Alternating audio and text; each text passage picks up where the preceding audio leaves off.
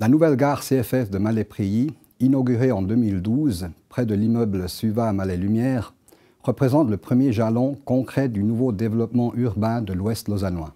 En 2016, les communes de Lausanne, Renan et Prilly ont classé l'ensemble du secteur de Malais en site 2020.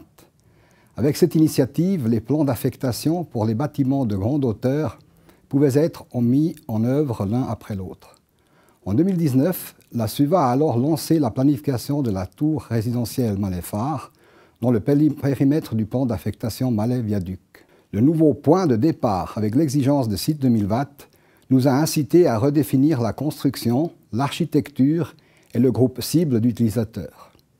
Grâce aux nouvelles réglementations en matière de protection contre les incendies, la construction en bois en Suisse peut désormais être utilisée de manière aussi flexible que la construction conventionnelle. Les bâtiments de grande hauteur doivent répondre à des exigences accrues. Dans le projet de construction Malais-Phare, par exemple, tout le bâtiment, y compris les balcons, est équipé d'un système de sprinkler. La construction en bois de la tour résidentielle Malais-Phare est intéressante pour les raisons suivantes. Grâce à un haut degré de préfabrication, une qualité de construction élevée est garantie et le temps de construction effectif peut être considérablement réduit. Cela conduit à une durée de danger plus courte pour la zone de construction immédiate sur le site. Dans le cas de Malais-Phare, la zone d'entrée ouest du centre Malais-Lumière et la circulation des bus sont exposés à ces risques accrus en raison de la proximité de la ligne ferroviaire très fréquentée Lausanne-Genève, mais aussi en raison de l'accès vers et depuis le parking des voitures. De plus, aucune charge de la tour ne peut être supportée directement sur le bâtiment existant.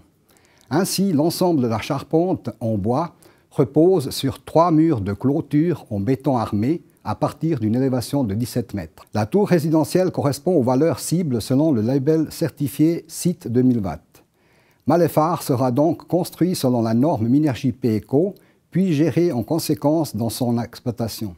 En novembre 2021, le Conseil de la SUVA a approuvé les nouveaux objectifs climatiques de l'entreprise. Les mesures définies dans le domaine des placements immobiliers directs pour atteindre l'objectif de zéro émission CO2 font partie de la stratégie climat appliquée au placement de la SUVA. En ratifiant l'accord de Paris en 2017, la Suisse s'est engagée aux plans internationaux à réduire ses émissions CO2 de moitié d'ici 2030. La SUVA est orientée aux objectifs de la Confédération. Les projets de construction en bois, comme Malais-Phare, contribuent également à atteindre ces objectifs.